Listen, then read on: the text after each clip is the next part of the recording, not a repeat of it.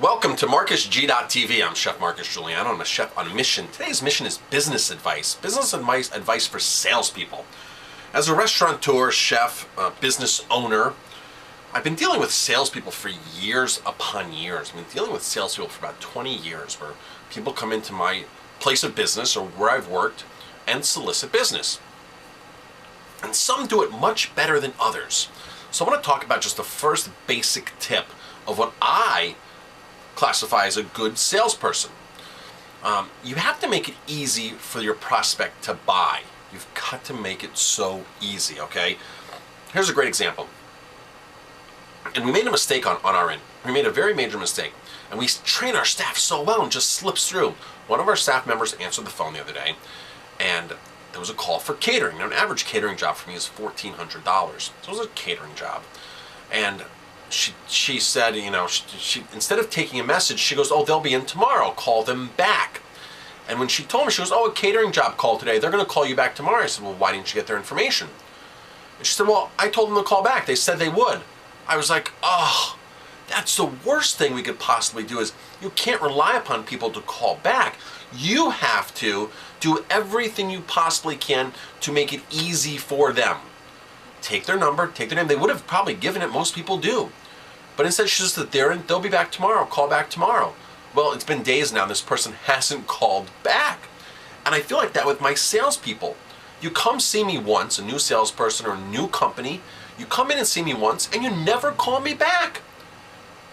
Granted, I'm not going to buy from everybody who walks my door, but I deal with a lot of small wine companies and bigger wine companies and beer distributors.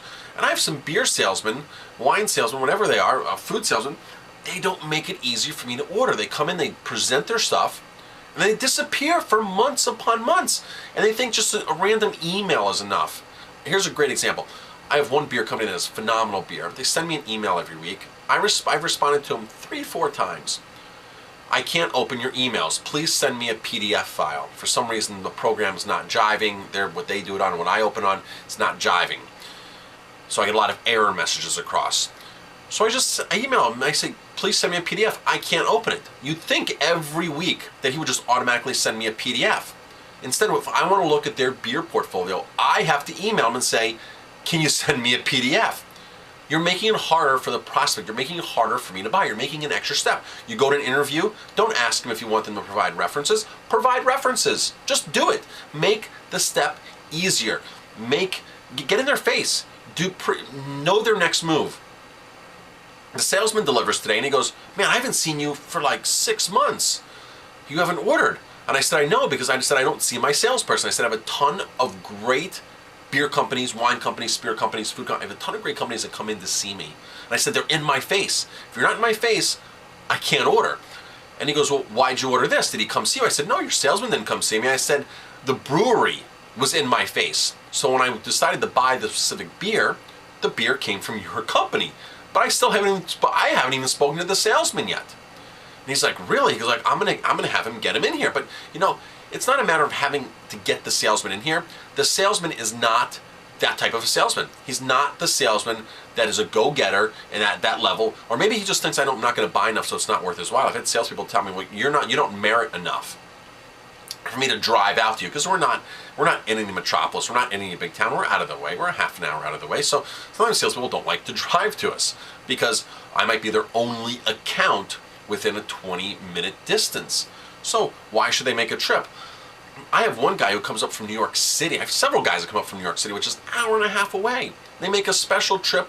Their closest place to me is a half an hour that they're going, their previous stop. And they come in and they give me the best service, the best possible service. They taste me on wines. They're in my face. They come in with tasting notes. One guy even comes in and says, Marcus, last year you had these couple of wines, and he pulls open his binder and he pulls out my tasting notes. Because if I make a comment while I'm sitting there tasting, he jots it down. He's making it that much easier for me to buy. So as a salesperson, think of what you can do to make it easier to get whoever you're prospecting to buy. It's that simple. I tell people, get in my face. Don't be annoying. Don't be some cheesy salesperson. Just get in my face. Call me. Reach out and call me. This beer salesman hasn't reached out to me in over 6 months.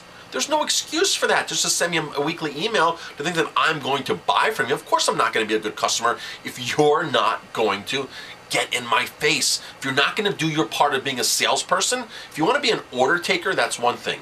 There's a lot of salespeople out there that are just order takers. They don't sell. They're order takers. They just, they rely upon the people to call in. Those are the people that have the big brands, especially in liquor. The people with Jack Daniels, Absolute, Cuervo, because they don't need to go out and sell Cuervo. They don't need to go out and sell Jack Daniels. Those sell themselves. When it comes to these smaller wineries and smaller distilleries and breweries, you've got to have a salesperson that's on top of it.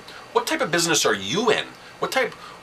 So whatever you're selling out there, I don't know what it is, but whatever you're selling, you have to figure out, how can I be a better salesperson? How can I get in the face and not annoy? What can I do that's above and beyond? What is the next step? How that I have to anticipate my buyer? What is my buyer looking for? There's so many things to be a better salesperson.